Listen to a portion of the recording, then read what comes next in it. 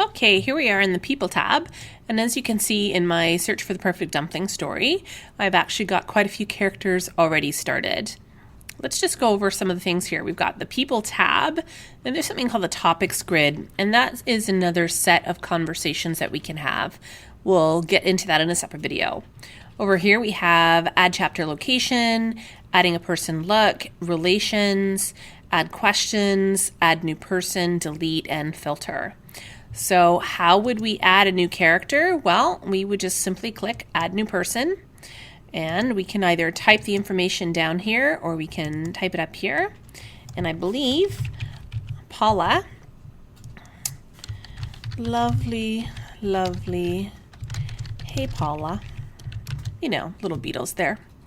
And let's go over here and we are going to click on the characters that we have. These are all photos that I've already previously uploaded. So I've got Paula already here. So great. See, her graphic has uploaded. And we need to say, is Paula dead, hidden, at a location, or missing? And the reason why these are important is because we can later designate that a character has become found, or essentially they need to exist in some state. So we are saying they exist in some state here. And we're going to put Paula at English Bay. So one of the things that we can do in this is we can actually have, players can have conversations with the characters in the game. So if I go over to Julianne and I have already started the conversation. And when the player plays the last dumpling, they have to play as Jean. So Julianne says to me, or says to the player, "Hi Jean, it's great to see you again. I love dancing in my rainbow umbrella. Do you like to dance?" And then there's a conversation that goes on. And now I don't know if you can see this, but this is the beginning of the conversation in that particular form. And we can actually say that we want to change the way that that looks so that you can start to plan out how that conversation flows. So how do we start a conversation? Let's just minimize this, give ourselves a little bit more space. And let's start a conversation with Paula. So Paula, so when you click on that, it starts a new small talk. And notice that this is green.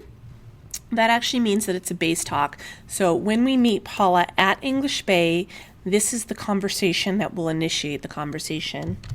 "Hi Jean, haven't seen you in a while. How are you?" And just because I'm a stickler, there. Well, it would be a pretty boring conversation if the character spoke to us, but the players didn't choose a dialogue option. So we have a couple of choices here. We can add a response, which is just a straight player response, or we can add a player response and a resulting conversation from the character. So let's do that. So one response will be, "I'm super duper awesome." And the response, the new small talk, so the response to that is, "Yay, I love super duper awesome." Now notice here that there is a report named 0 or numeric 0. I'm going to add a 2 to that because that just made her happy. So you're going to notice that the rapport level will go up when we're speaking to Paula. Now we want to go back to that previous node. So we're at that beginning node, and then we want to add another response. So, "I don't know, the rain in Spain makes me sad." Okay, and so there's the response. "Aw, I'm sorry. Do you like kittens?" And then she's sad for us, so we'll just put that as a -2. All right, so if we were to go and load that up in the game portal, this is what it's going to look like. Okay, so I'm starting a new game. See, you play as Jean the Awesome. And it's loading up my story, the dumpling story. And as that's loading up, you're going to see the briefing screen. And here we are. So, and we'll talk a little bit about hovers and things like that too, because you can have hypertext information. Here's the chapter intros and outros. So if I had multiple chapters, that's where that would show up. Here's the starting information. So Just so happens that I put Julianne as one of my starting information, and inventory, I don't have anything. Maybe I should get an umbrella. So that's the first thing that pops up. So let's just scroll in there, and we're going to English Bay, and I can click on this dialogue, and I actually have, for some reason I only have 2 people that I can talk to. So I'm going to have to check that out. Okay, I figured out why Paula's not showing up at English Bay. It's because we don't know that she exists. I know, so she's not known to us. So let's have a little conversation with Julianne. And once I have a conversation with Julianne, I can actually put something in here.